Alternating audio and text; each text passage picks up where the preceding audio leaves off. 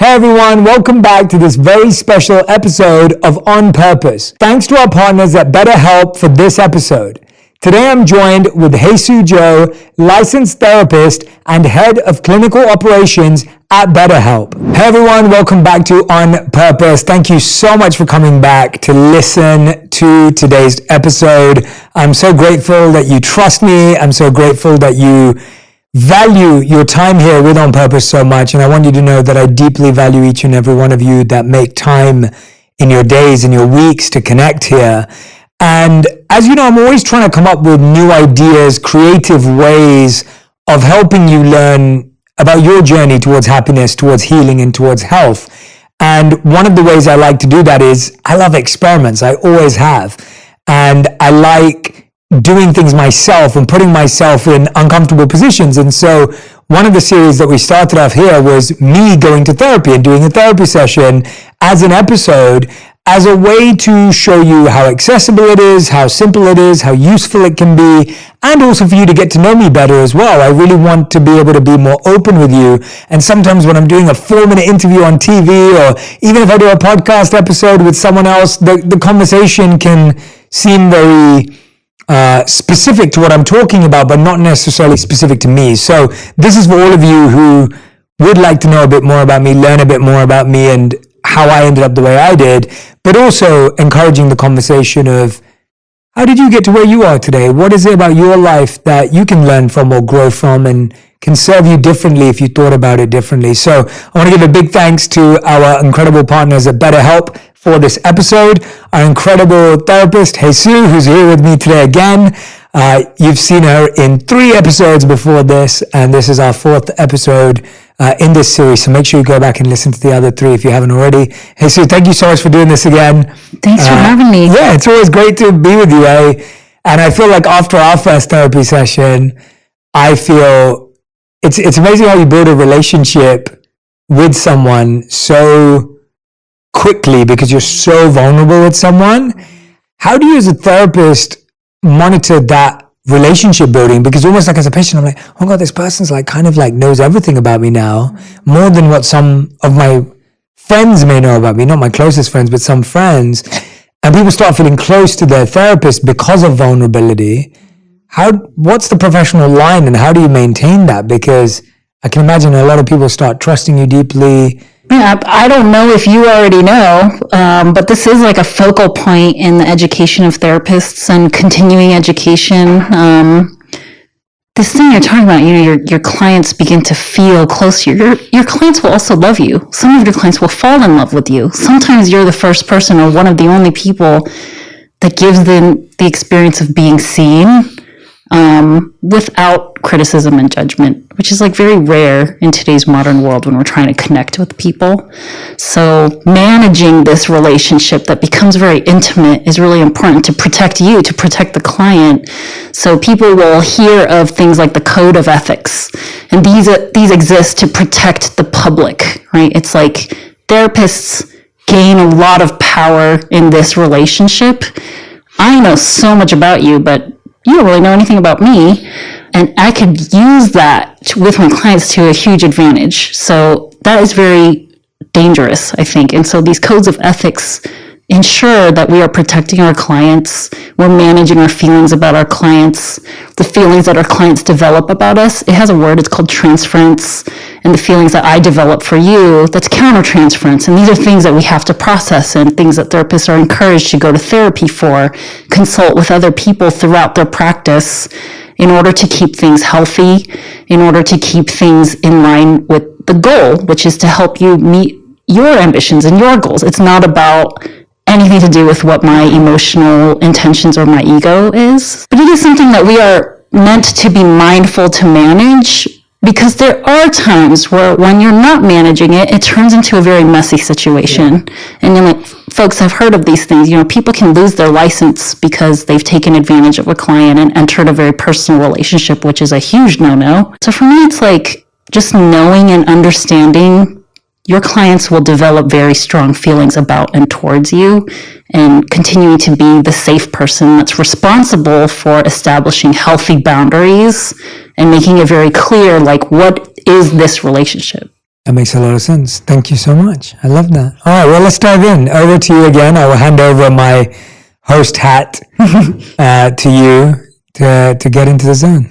So that's what I kind of am interested in talking about today with you is relationships. So I don't know what you're willing to share about that, but can you tell me about what being in relationship means to you and like what is important about humans doing that? I think having a relationship with anyone is very sacred if you're both making time, sharing energy, you know, whether it's my wife, whether it's one of my best friends, whether it's a team member. I think about relationships as an exchange of energy, and I want that energy that is created and exchanged to be positive and healthy for both people.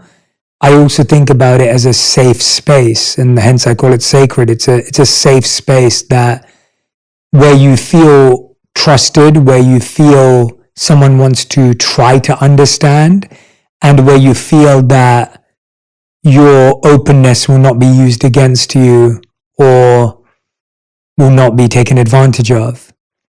And beyond all of that, there's a sense of knowing. And when I say knowing, I don't mean someone's a mind reader and they know what you're thinking about. It's that as you start to talk to that person, you know they know what you mean, and because they've had so many experiences with you. That's how I see relationships today. But I think when I was growing up, I think I was so in love with the idea of love that I just wanted to be in love. And I think a lot of that came from just watching too many bad movies. I think a lot of my initial ideas on love were based on terrible movies that you see as a kid, whether it's American Pie, Road Trip, tons of Bollywood movies too, that Bollywood movies almost portray this really glamorous view of love. And I think Hollywood movies at the time portrayed a very lusty view of love. And you kind of get caught somewhere in between of like infatuation, attraction, and then this glamorized version of love is where I think I ended up. And so to me, I was always wanting to be in love without knowing what it was, without knowing what it required from the other person. I just wanted to give love and be loving and have love.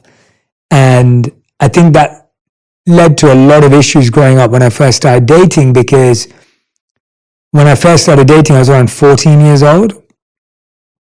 And I was kind of like that person who just went above and beyond all the time with anyone, whether I just met them or whether I'd known them for a while. And that was quite new for, I guess, the girls that I was dating as well. We were all fairly young. And so whether we were in our first relationships or our second, to have someone who was that overly giving was quite, people appreciated it, people liked it. But I realized that I was doing it, and I realized this afterwards, I was doing it because I just wanted them to like me. It's not that I actually, beyond being attracted to them or beyond being infatuated with them or whatever it may have been, I don't think I actually knew anything about them. But I liked the idea of someone that I felt attracted to liking me and validating me and thinking I was a good person and thinking that I was special and thinking that I was important. When your mind is developing, this means your worldview is developing, which will later turn into your personal philosophy. So many things can impact it. So like, I'm not saying that this is how people should live their lives, but personally, I have witnessed so much and observed how detrimental it is to engage in many things as a developing young mind, whether that's substance, cannabis, alcohol, sex, like these kinds of things, which are highly emotionally charged, when you don't even understand what's happening to you when your state of mind is being altered. It's very difficult to reconcile that as an adult. It like totally impacts you. And you see it now, like there's so much research that shows kids that do these things. I'm not saying it's caused, but there's a lot more prevalence of mental health issues for kids that engage in these things versus kids that don't. So what we're hearing is that it's guaranteed that if you're in relationships in your teens, you're going to go through a ton of pain either way. We're going to make mistakes. Like it's likely that we're going to make mistakes. And some of those mistakes become really damaging and traumatic long term. Stay with you forever. I remember that. So my parents never wanted me to have a relationship until I was ideally, they would never have wanted me to have a relationship until I was married. And so I never told my parents when I was dating. Like, my parents have no idea. If my parents listen to the episode, they have no idea that I ever had a girlfriend. They probably have some idea now, but like, they would never have known that I was dating at 14. Yeah. And it became so much more attractive to me to want to date because my parents didn't want me to date. And then obviously in culture, you don't want to be a loser again if you don't date. And so, yeah, it's hard because I agree with you. I think you wouldn't make as much mistakes. You wouldn't learn as much. It's complicated. But anyway. It is complicated. Parents, sometimes they're not conscious of why they're even setting that rule. Totally, but yeah. if they could articulate it, and if a 14-year-old could understand it, it's like, we're saying this out of the wisdom of knowing that you are still absorbing the world, and we want you to absorb it in a way that's inviting, welcoming, loving, something that you can feel is safe. But they don't always like know how to say that. It's just like no dating until you get married. Yeah, so powerful. Thank you for that. I love that. You mentioned that there's like a difference in how you view relationships then versus now. Like, can you tell me, this is a big question, but can you tell me, like, what happened in the in-between? Like, how did you get to this place now of how you view relationships? Well, lots of failed relationships, lots of heartbreak. What used to happen was I would over-love someone. Again, I'm not sure it was love, but I would over-give. And when someone couldn't keep up with my rate of giving, I would walk away. You're looking for that. I was looking for it back. Yeah, exactly. I was like, well, I'm loving you. And it was almost like I was setting the standard of how much love I was going to give. And then if they didn't match my standard, which I had made up anyway, they never even asked for it, then I'd be upset. And that was extremely unhealthy. Now I see that, because you end up feeling like the victim and you end up feeling like they wronged you, when in fact you set a false standard and hurt that person because that person was feeling overly loved by you, and then the next thing you know, you walked away and it's all over. And they're wondering what went wrong there too. And so I think there was a lot of failed relationships where, and again, I'm not saying that everyone I dated was perfect and that I messed up in that way. There was, there's a lot of mutual responsibility, but I think what happened in between was I became a monk. Like, that's the through line of so much of my life, where it's like for 3 years, I didn't date. I was celibate for 3 years. You don't really interact with women when you're a monk. And I think a part of the reason why I did that was because I've obviously simplified some of my experience of how I was, but I also got to a place where I couldn't keep a healthy relationship. Like, I didn't, a long-term relationship. There was something that would go wrong. And I was just sick of relationships. I was like, I just don't want to put in this work. For what reason? Like, why am I putting in all this work to try and make this thing work with very little benefit? And I'd rather go and work on myself and help the world, or whatever it may have been at the time, which we've talked about previously. And so I think there was a part of me that was just feeling like I don't know how to get a relationship right. Mm-hmm. Yeah, I think what happened in between was spending 3 years on my own allowed me to re-clarify and re-identify what love was to me, not what love was to my family or in the movies or to some of the people I'd met, but what was love to me? What kind of relationship did I want? And obviously, like, living as a monk, even though you're not dating, you develop a lot of good skills for dating, like patience and commitment and discipline and understanding and listening and mindfulness. And so there's so many great skills that you gain that then become very useful when you start dating. And so then, since I left the monastery, the only person I've ever dated is my wife. And, we're all constantly working on things even today, but I definitely feel a lot more stability with her than I've felt before, and a lot more commitment and love there than I've felt before. And obviously that's a lot to do with her as well. That's not just me. But yeah, I think that's what changed it. Becoming a monk. Yeah. And you mentioned, as a monk, in the 3 years you were a monk, and many people stay monks until they leave this earth, right? And I'm understanding that you're saying monks don't date monks are celibate. Yeah. So can you refresh my memory why that is? And it's not just in one kind of monk, right? You see this across cultural different monkness. Yeah. So why is that? Can you remind me?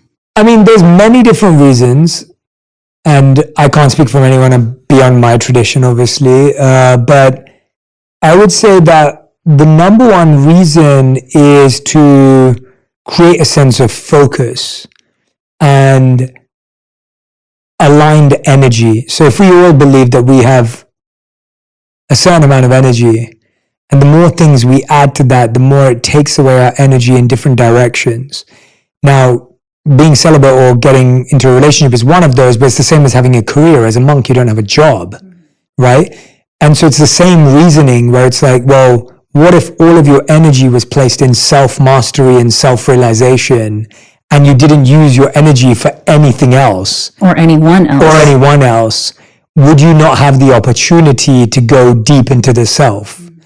And so it's not about women or celibacy, or like, it's not about the external idea of like, some people are like, oh, well, money's bad and women are bad and that's where you stay. And it's like, well, no, it's got nothing to do with that. It's not like you don't have a job because money's bad, or you don't have a partner because, you know, a certain gender is bad. It's the idea that how could you limit all your distractions, or how could you limit all your focuses and energy to the pursuit of self-realization? And anything above the pursuit of self-realization is seen as unimportant at that stage of life. And I think there's beauty in that. I think when I think about getting 3 years of my life to have an exclusive focus on self-realization, I would say it works. And I think about this often. I'm like, when did people ever in their lives have 3 days for self-realization, let alone 3 weeks, 3 months, or 3 years? And so I think it worked. I think it was true. I do believe that carving out exclusive time for yourself and self-realization is a beautiful commitment to yourself. And you don't have to go and become a monk to do it. I think therapy is one way to do it, and is a great way to do that. Every week you're carving out an hour or 2 hours for yourself and understanding yourself. And so over years that will add up. And so I think that the idea, the concept, you don't have to become a monk to do it, but the idea and the concept of investing your energy exclusively in self-realization is a healthy one. Thank you. Thank you for taking that detour, because, you know, sometimes clients may have this idea that therapists know everything about all kinds of people. So sometimes I may ask you to remind me why something is the way it was in some piece of your life, because it helps me understand you better as I seek to understand you better, as I accompany you through whatever it is that you're trying to explore about yourself. So I really appreciate you taking the time to help me understand that. Yeah, of course. And in all of that, I'm hearing like becoming a monk, which we talked about previously, a large part of it was maybe you couldn't articulate it before you became one, but after this journey, it was about being able to validate yourself. Yes. And it sounds like all your early relationships, you're really seeking this validation from someone else. Yeah, it was validation because I guess I didn't like myself. It was the idea of how do you buy someone's love? Like, is it a fancy gift? Is it a posh restaurant? Is it me overdoing it for their birthday when we barely know each other? Like, what am I overcompensating for? And I'm overcompensating for the fact that I'm not sure I think I'm worthy, or I'm not sure that I like myself enough, and I'm hoping that this will win that person over, and then we'll have that romantic love in the movies. And that was the only way to get through to them, was to do these grand gestures. I've always been someone who considers themselves to be someone, and I still to this day love grand gestures, and I've married someone who doesn't appreciate grand gestures, and it took me ages to understand that. And I think my wife, because I do love her deeper than that, was one of the few people who's been able to teach me that grand gestures don't equal love, or are not the only way to show love, because she didn't receive them with the glorification and adulation of, oh, you're amazing. She kind of received them as like, well, I didn't really want this, or this doesn't really make me happy. And in my head, when we first started dating, it was like, well, you're weird. You know, it's like, how can you not be happy? Look how incredible I am.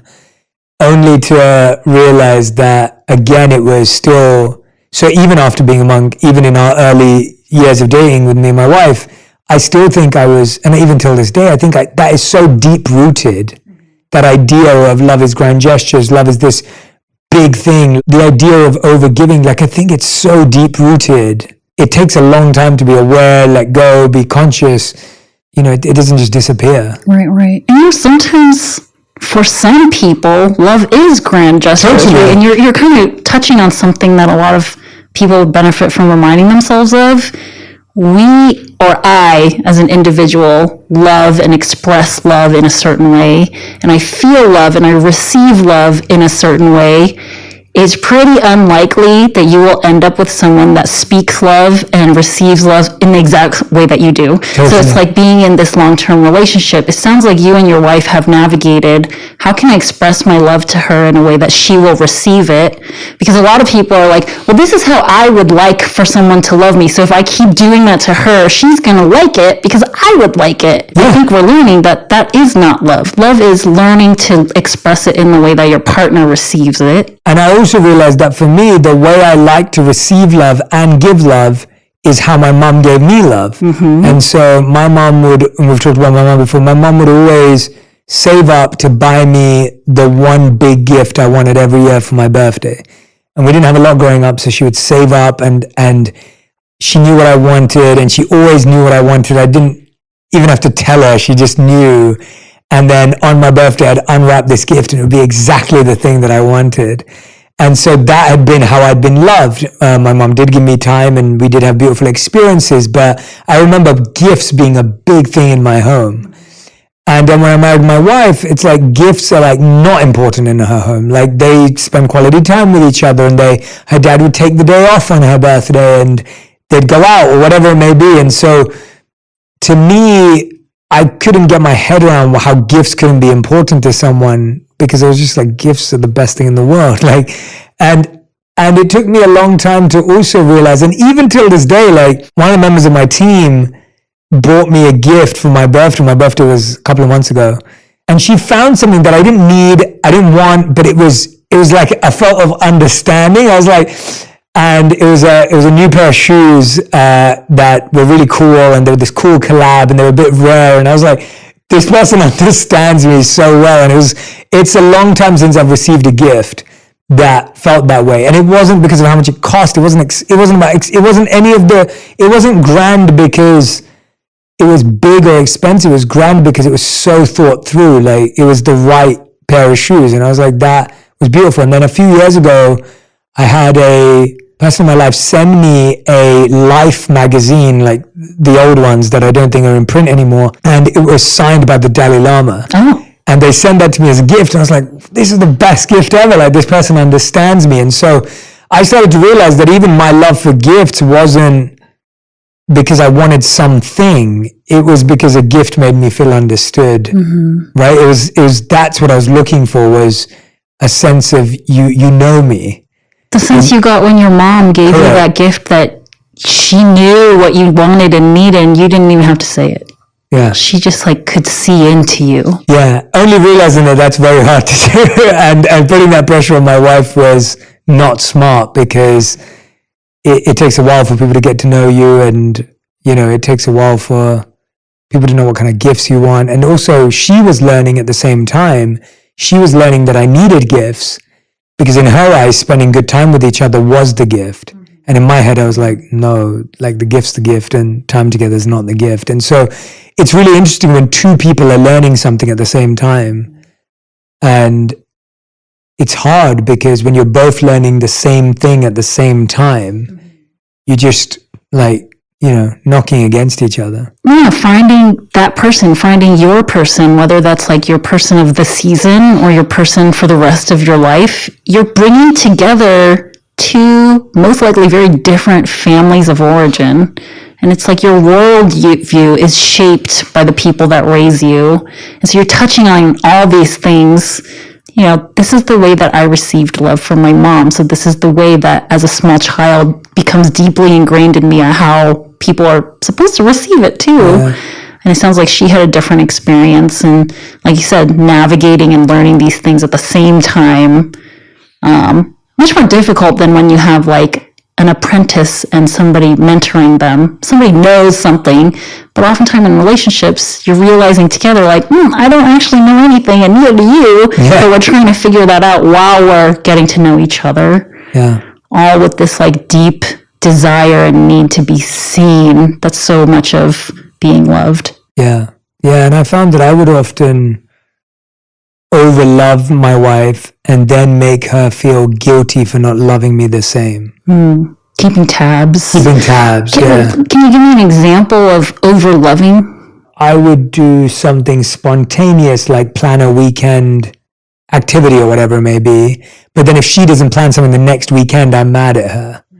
And it's like, that's, now it sounds stupid saying it, but it's like, at that time it felt really real, where it's like, well, why are you not doing it back? But I haven't said I want that. I haven't expressed that I need that. She was just supposed to know. She was just supposed to know, and she was just supposed to get it. And if I've thought about it, how come she can't think about the next thing? And it was like, and you just feel you're so right. Like, I think that's what's so hard. Talking about it now, I'm like, I can see why it's wrong. But when you're in that position, you feel like it's so right. Where you're like, but I'm doing all of this for us, and what do you do? And I think I've always felt that way. Like, that's always been like a very deep rooted feeling of like, I work so hard for this relationship, but I don't think you do. And I saw this really incredible image on social media today, and it was inspiring a story in me. I was like, this could be a story, but it's like, imagine you're on a vacation and you're on a really high mountaintop, and unfortunately your partner slips and falls, and you go to grab them, and you thankfully you catch hold of them so they don't fall off. And what ends up happening after that is one of the rocks from behind you falls on your leg while you're holding onto their hand, and a snake is going up their leg. So this is the image that was on social media. It was asking for the reflection of the person being held is thinking, why doesn't my partner just lift me up? Not realizing that partner has a rock on their leg, and the partner with the rock on their leg is thinking, well, why doesn't this person just lift their own weight a little bit? We could do this. Help me. Not realizing that there's a snake at their leg and they're scared of moving. Mm-hmm. And the piece of art and whoever posted was trying to get that question of like, that's kind of what relationships are like sometimes. Mm-hmm.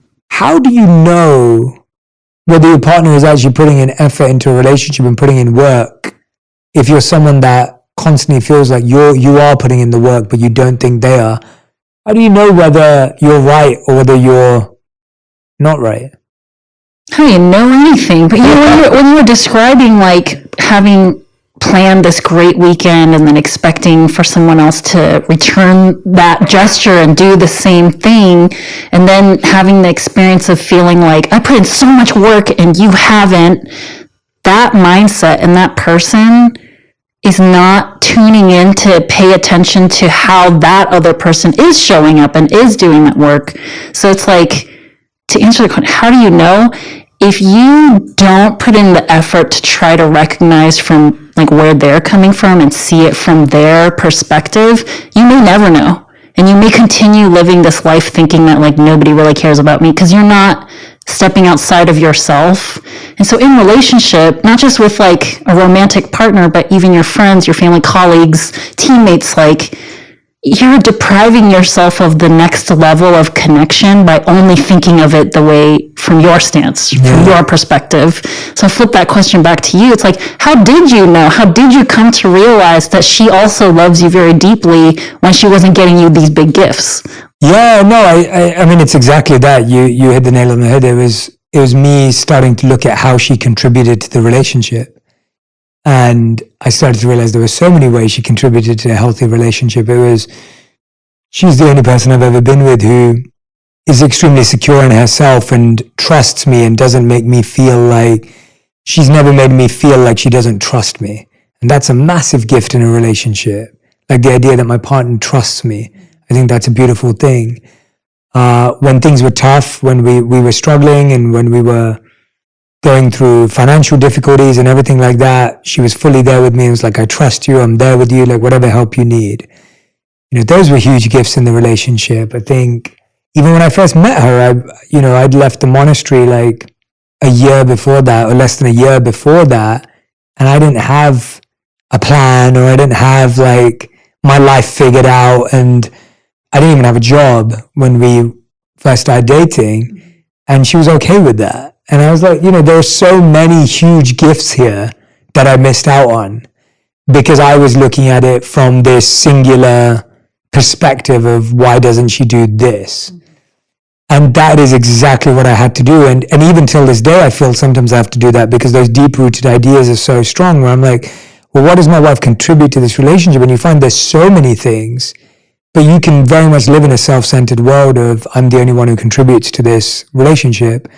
And I think we're scared of noticing how other people contribute because we're so attached to them contributing how we contribute. Mm-hmm. And we're scared that it almost makes us weak. Like, I guess we don't want to be in a situation where they're doing more than we are because we see that's what relationships are about. It's about doing equal for each other. Whereas I've realized that I don't think the relationship me and my wife have today is that we do equal for each other. We just do different things for each other. For folks that are out there still thinking that relationships about equal work, to be able to calculate that it's equal still means you're keeping tabs. You're still like trying to keep some kind of score. And that is where a lot of resentment grows and a lot of pain and a lot of like expectation.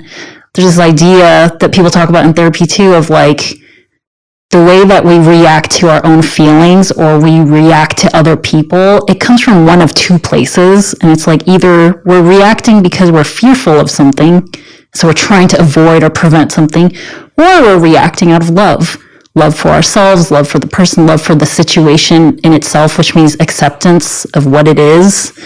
And, that's like a truly loving relationship, right? Is that you're not behaving from fear of rejection, fear of, oh, she doesn't love me as much as I love her. Like that kind of stuff isn't there. It sounds like you just like had this knowing that she's there for you. I'm there for her. The trust. Yeah. And I think that what you just said, I think there's such a fine line between that I do things out of fear and I do things out of love. Because a lot of the times things that we think look like love are actually just fear in disguise.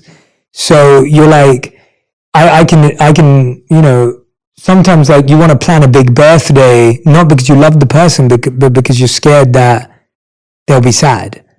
Like that's not love. Like, is it, or is it? Is that like, it's almost like, are you basing your intention on you want them to be happy or you don't want them to be mad? And sometimes we create that in other people too, where I've had past relationships where I did things because I was scared of them. I was scared of what would happen if they got angry.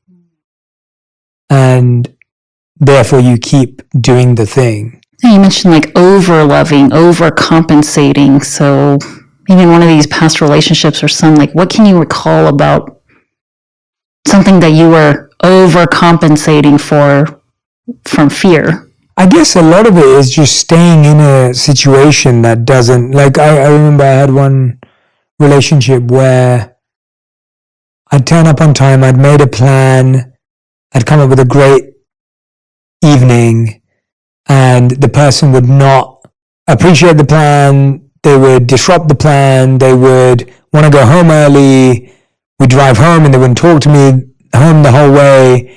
And then you do that week after week after week because you just didn't want to let them down. Mm-hmm. And so you're not doing that because you love them. You're doing it because you're scared that you're going to lose them. But then it's like, why would you be scared of losing someone like that? But you get wrapped up in that belief that you upset them some way. Like you did something wrong.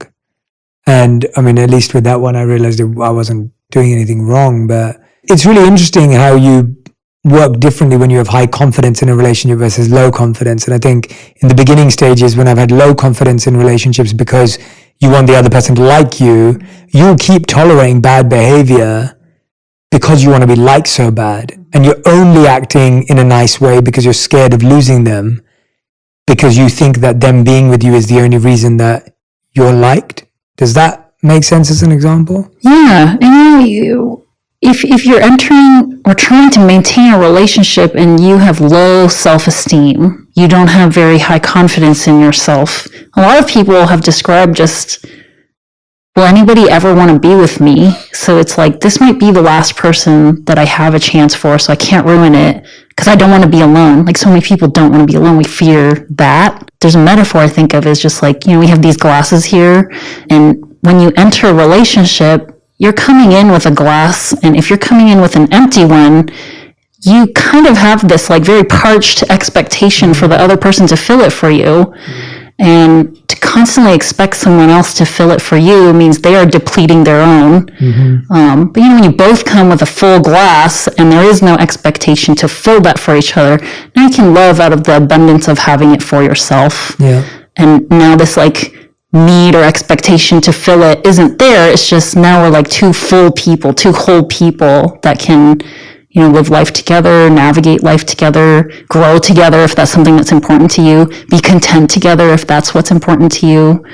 The early relationship, it really sounds like you were coming into it with glass empty. I also think at that age, I just loved the chase too. I think there was something about like that proving to someone that you were worthy. I think there was something about that was interesting. Was it the chase? Like something about that pursuit that's interesting? Or do you think you got like reinforced when you finally got this thing that you were chasing? I think it comes back to kind of like gift mentality too. It's like when you see someone as a thing to get, right? Like it's the idea of, and that's what gift mindset is worrying sometimes, because you're constantly worrying. And I've definitely like, when I unpack that, I really realized that I loved the element of surprise. I love surprises. I genuinely love surprises till this day. And I realized that anyone could have the opportunity to surprise me in a loving, conscientious way. It's like, I feel like the idea of like saving up for the thing you want, and then when you get it, you're like, it wasn't that great anyway. And I think we all feel that way with things. Things never live up to their hype. The joy and the pleasure of a thing is very short-lived. We know that. But sometimes I think we're programmed to believe that relationships and people are like that as well, where it's like, well, once you get that person, then you'll be happy, and you almost treat it like a achievement. And I think that in my teens, that was definitely there. And I needed some people who were pro-rejectors, were professional at rejecting me to help me learn that didn't always work. Like that wasn't a good path to take. I was thinking of like the neurotransmitter dopamine. Like dopamine is something that's released when something good happens, like when our reward receptors in our brain, like getting the thing that we were pursuing, and we do feel good, but it's momentary. And it's like, it's our bodies like training us to continue pursuing good stuff because we want to feel good. But then in a long-lasting partnership and relationship, a lot of times it doesn't feel good. So can you tell me a little bit about like relationships when it doesn't feel good? How do you know that you're supposed to keep going? Like what makes it worth fighting for? That's even a strange term for it. Yeah, I've thought about that a lot actually, because I'd say that my marriage right now is the only relationship I've ever worked beyond that point. And I realized that there were so many relationships earlier in my life that I just tapped out of because I was like, I don't want to do this anymore. Like, why are we wasting our time? Why are we doing this? Mm-hmm. I think there's a couple of things. I think one is that the other person also wants to work on it in a real way. So you want to work on it and the other person wants to work on it. I think what I found in previous relationships is I didn't want to work on it, and someone says they want to work on it, but they don't really want to work on it and themselves. And I think that's the question. It's like, am I willing to work on myself for this person? It's not, am I willing to work on this relationship? It's, am I willing to work on myself for this person? And is that person willing to work on themselves for me? And I think that's where I feel with my wife right now. I'm like, at this point in our relationship, I know she wants to work on herself for me. She'll say that. And I know I want to work on myself for her. So that's one thing that I definitely have looked for, and I've seen that difference in past relationships and this relationship. In past relationships where it didn't work out or where you didn't push through, it's because ultimately I felt no matter what I did, this person would never be convinced I loved them. So I dated a lot of people that I felt that even if I did what they wanted me to do, and even if I tried my best to love them in the way they want to be loved, they still were unconvinced that I loved them as well. Because to them, they were still going through that process of filling their cup. So no matter how much I filled their cup, they always felt thirsty or they felt parched. And I was just like, okay, so this doesn't make any sense because no matter what I do, this person will never be convinced. So I can't keep working on this. Whereas with my current relationship today, I'm like, Riley doesn't demand a lot and she's quite full already. And I think I'm the same back with her. And so it's kind of like a sense of like, oh, well, everything's a bonus. Like everything's exciting. Everything's fresh. Or when things are tough, let's get back to figuring out what is it that currently is making things tough. But there's an underlying feeling of you love me enough and I love you enough, if that makes sense. There's not a sense of feeling that emptiness. And I think there's just an open space to talk about it without judgment and it getting ugly. Like I have like difficult conversations with my wife and I'll say to her, like, I have a rule that since we went together, I always say to her, I'm like, if the relationship's not going in a direction we both want it to, I want you to tell me and I'll tell you. And so I've sat down with her and I've been like, I don't like where this relationship's going right now. Like, this isn't the relationship I want. Is it the relationship you want? If it isn't, what are you willing to get it to where you want it to be? And if it isn't, what am I willing to get it to where we want it to be? And what do we want it to be? And so I think we have that conversation regularly, like, at least once or twice a year, because you're naturally going to go off track. Like you can never just be on track. And I think in other relationships, not only did we assume we'd always be on track, I think when we went off track, we were very unhealthy in how we talked about it.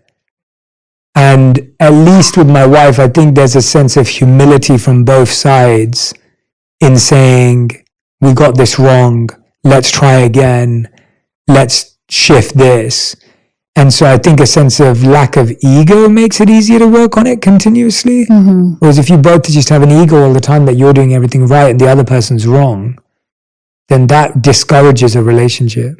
And this is where this like cliche thing of like, oh, well, my therapist said that I need to use I statements. So if folks have heard of this, it's like, this comes from coming into maybe like a emotionally charged topic with someone you really care about and not starting with the you did this, you make me do this, you make me feel this, like you are whatever. That's like very like blame centric language.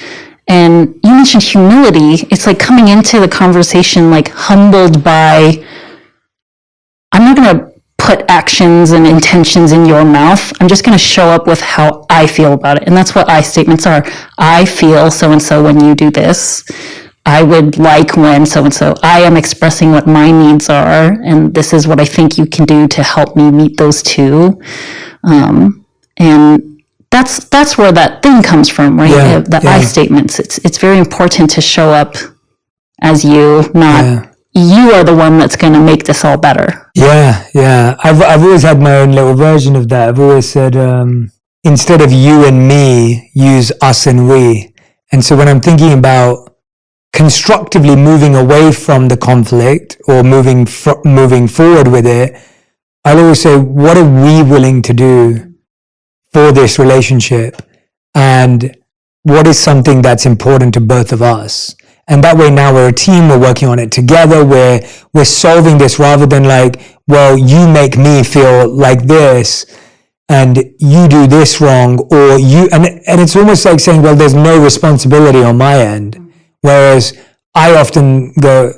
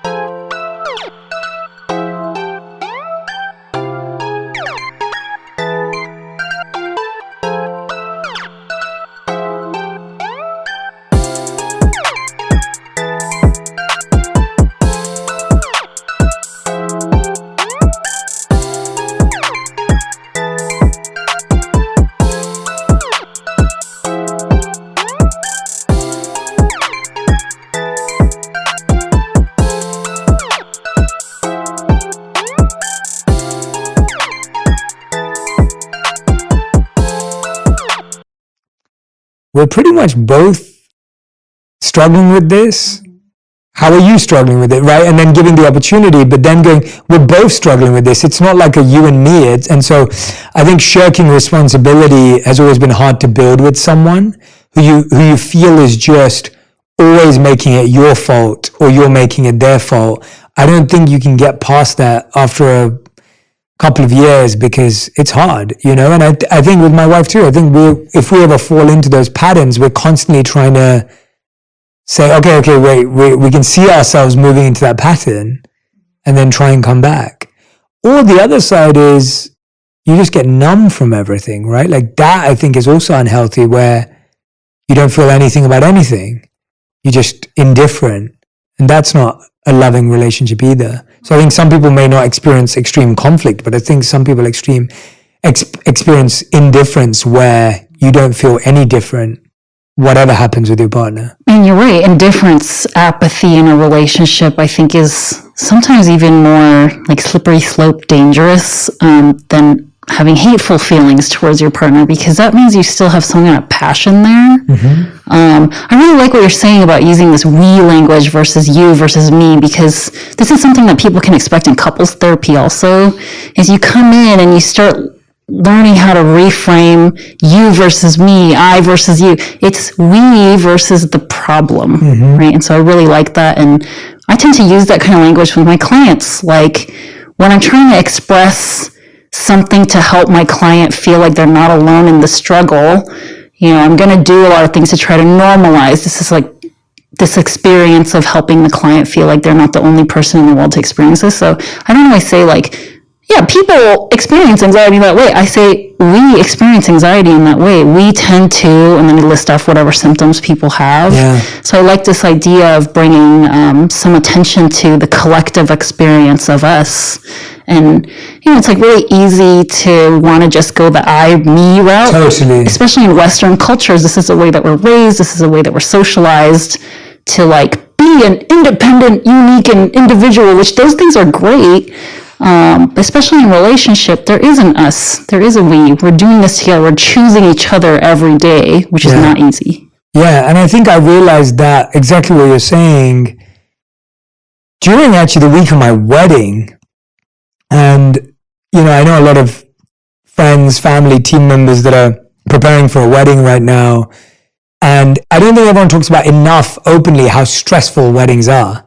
Right? Weddings are meant to be the best day of your life. They're meant to be all these exciting things, and they are, but they also have a lot of stress leading up to them, the week of. I remember, everyone has so many opinions, and family wants you to do it this way, and the other family wants you to do it this way, and both people are holding together their family's opinions and values and rituals and traditions as well as their own. And it can be I feel like marriages nearly break people up because they're so intense and stressful.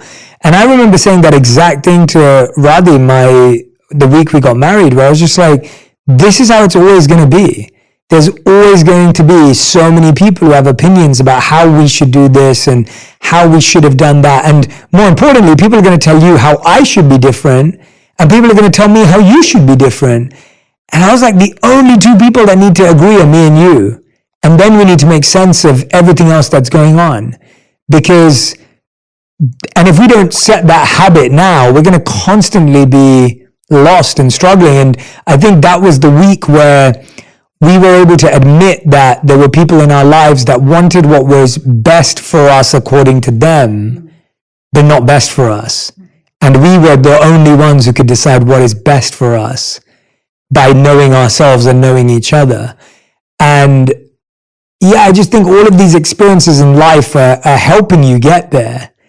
But you have to use them as a way of not looking at it as me versus you, as you said. You have to look at it as like, well, what can we learn from this? What can we grow from this? What are we going to solve with this? And I think that's constantly been my approach, at least in my post-monk life, of whenever there's an issue, it isn't their problem or my problem. And I think that's the issue, right? You literally have to obliterate that thought after time, where it's like, this isn't a you issue or a me issue. This is something we are dealing with, and how do we figure it out? And I think if you say that and the other person doesn't want to figure it out or doesn't see it, that's where you start going, well, I don't know where this is going, because I think there has to be a collective responsibility. It's just like a huge metaphor here, right? It's not just about our spouse or our romantic partner. It's like so much of what you're reflecting on would be so helpful for society as a whole, right? If we all could adopt some more of this us versus the problem mentality, I think that would be really, really helpful for a lot of people. And it seems like this is like a value and a notion that I think that you try to have an impact on. Yeah, I think it's easier to choose a side. It's easy to pick a side and stick with it, and pick a story and stick with it. It's hard.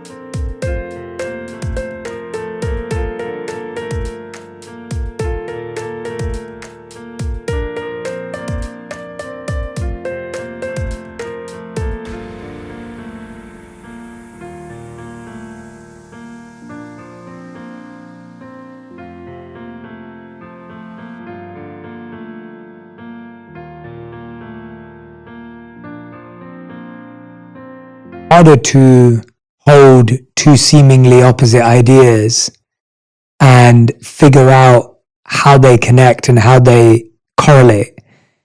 But I think that all of us would agree that if you look at any relationship in your life, you had something to do with it, and the other person had something to do with it.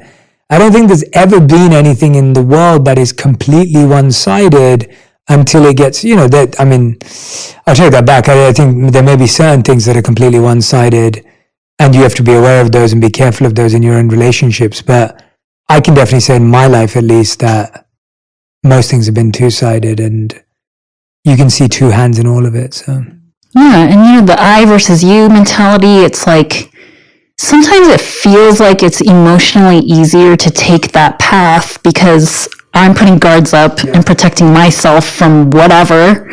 The us, we mentality, like you said, it means that you have to own up to, take accountability for your part in this, which can be very uncomfortable for people. It's very painful sometimes to confront this idea that you're not always making the best choices, that you have done things that are hurtful to people.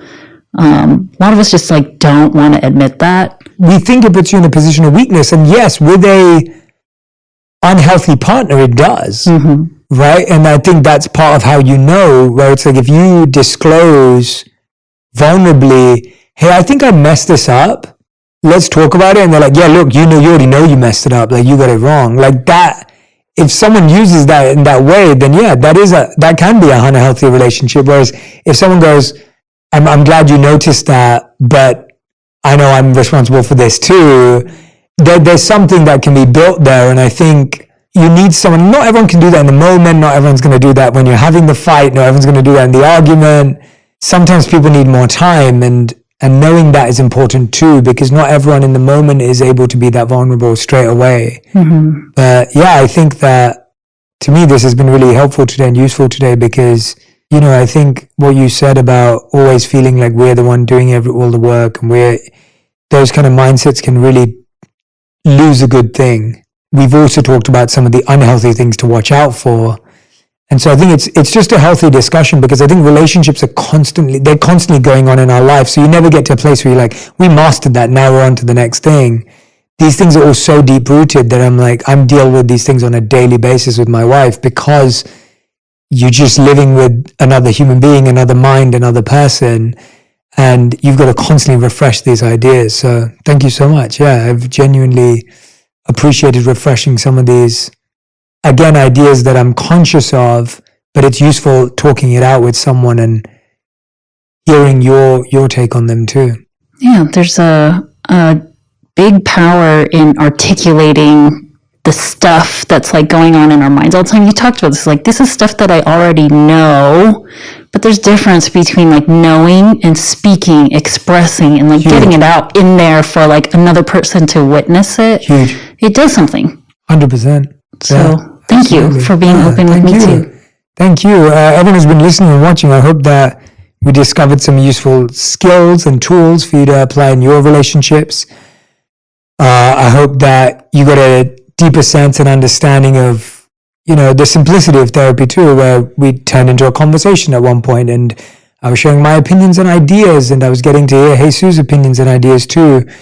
And I hope that this encourages you, a family member, a friend, to seek advice, seek help, seek therapy. If that's what they need, that's what they're looking for, please pass this on to someone who may be on the fence and figuring out whether it's useful to them and just needs to be encouraged to have their first session and see how it goes. Again, I want to give a big thank you to our partners at BetterHelp. I want to give a big thank you to Jesus for being here and always facilitating these sessions so wonderfully. And a big thank you to all of you who've been listening and watching. I appreciate you trusting me with your time, but also I trust you so much. And so I've been opening up so vulnerably in these sessions. I trust you with that. Thank you so much. This episode was sponsored by BetterHelp Online Therapy. Big thanks again to Jesus Joe, Head of Clinical Operations at BetterHelp. So just so you know, this was a therapy session that you got to get a look inside of, but Jesus Joe is not my therapist. We do not have a therapist-client relationship, but I wanted to show you what a therapy session could look like. Also, just because you might hear something on the show that sounds similar to what you're experiencing, beware of self-diagnosis. You want to find a qualified